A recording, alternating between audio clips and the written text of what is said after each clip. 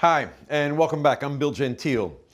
I was raised in a small steel town by the name of Aliquippa in the southwestern part of Pennsylvania, about an hour's drive from Pittsburgh. My family, my mother and father, who were born in Italy, moved there with their families in the 1930s. And they moved there so that the men could work in the steel mills in Pittsburgh, Pennsylvania.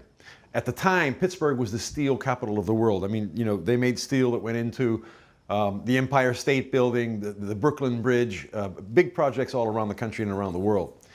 So it worked out exactly as my parents had planned. My grandfather worked in the steel mill. All of my uncles worked in the steel mill. My father worked in the steel mill. My three brothers and I all worked in the steel mills at one time or another.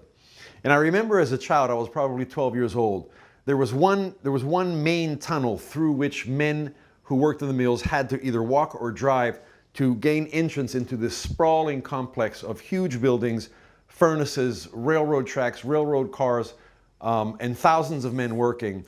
We all had to go through this one tunnel. And above this tunnel was a gigantic poster of a man. I think, as I recall, he was wearing a denim shirt. And in his hands, he had a molten bar of steel. And you can see him bending the bar of steel like that. And you can see the molten steel, the molten metal, oozing from between his fingers. Of course, this was fantasy because the guy's hands would have burned up in a couple of seconds if anybody attempted this. But it was just for an illustration and made a very powerful impact on me. This guy, bending this piece of steel into the shape that he wanted to make it. That's where we are now. We're in the post-production phase. Okay, we've already made the steel. We've already gone out into the field and gathered the raw material with which we want to build something. Not a building, not a bridge, but we want to build a story with a beginning, a middle, and an end.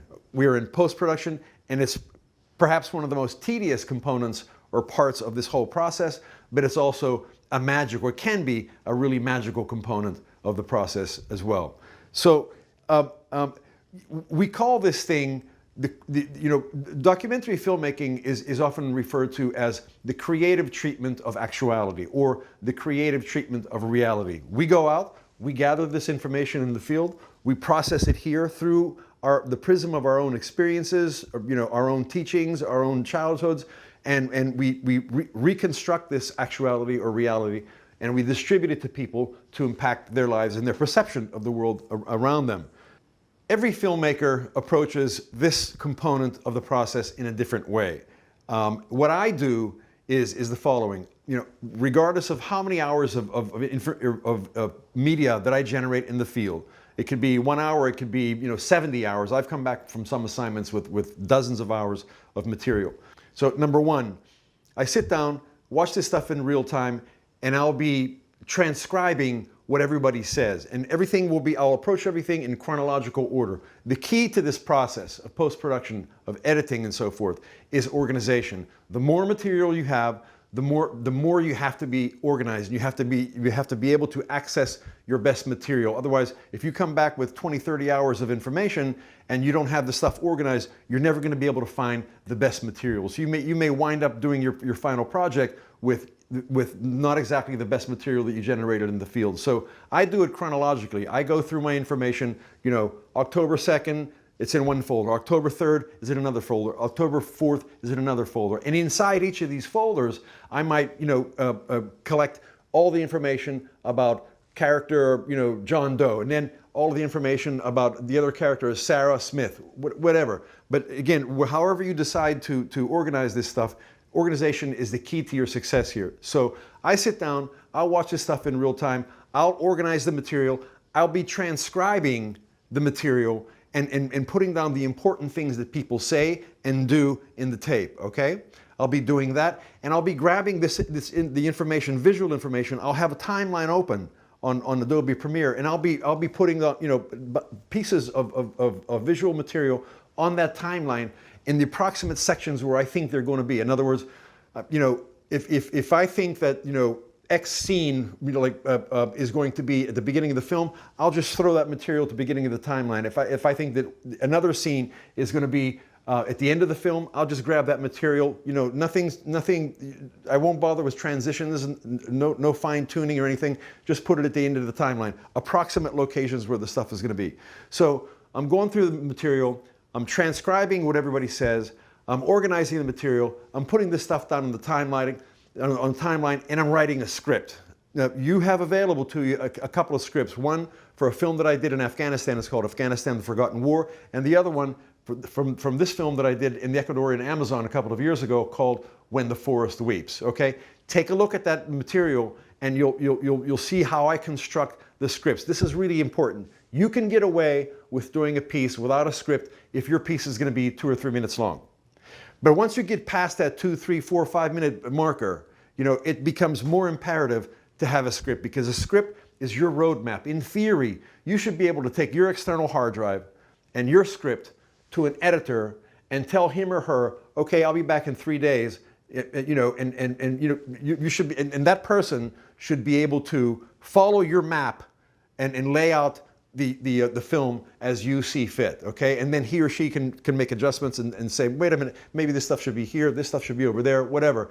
But again, your script is a roadmap to putting your piece together. And the longer your piece, the more important, the more critical is to have that roadmap.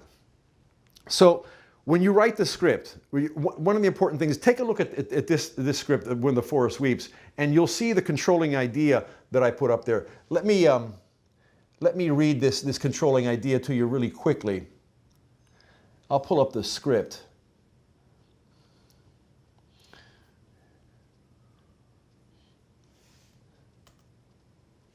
Okay, there's the script for When the Forest Weeps, and this is the controlling idea here. You'll see this when you pull this thing up. I don't know how well you can see that here, but this is the controlling idea. Everything else that I write in this script supports this controlling idea, okay? Again, going back to a previous module, it's the thread or the wire that holds these pearls of visual and audio information together. And it says, When the Forest Weeps examines how Ecuador's Quechua Indians struggle as their deep spiritual relationship with the Amazonian rainforest diminishes in a clash with the forces of so-called modernity. That's the key idea. That's the thread that runs through the whole piece. On the left-hand side of this script, we're going to see, I list what viewers are going to see. On the right-hand side of the script, I list what people are going to hear. Here, this Todd is one of my characters, Nat SOT, Natural Sound on Tape, is what he's saying in the film, okay? And there's a difference between this. This is uppercase and lowercase. When we get down to here, as you'll see at the bottom of page 1, this VO is voiceover. Dr. Todd Swanson teaches at Arizona State University. He owns a reserve deep in Ecuador's Amazonian rainforest. This is what I'm saying. This is my voiceover, and it's in all caps. So on this side of the script is what we're seeing, and on this side of the script is what we're hearing. Okay, and follow this structure if you can, and you can just take and copy this thing and adapt this format. And the beauty of this format is that, this paragraph here will stay with this paragraph here. We can shift this stuff around anywhere on the script, and it won't get out of sync with each other.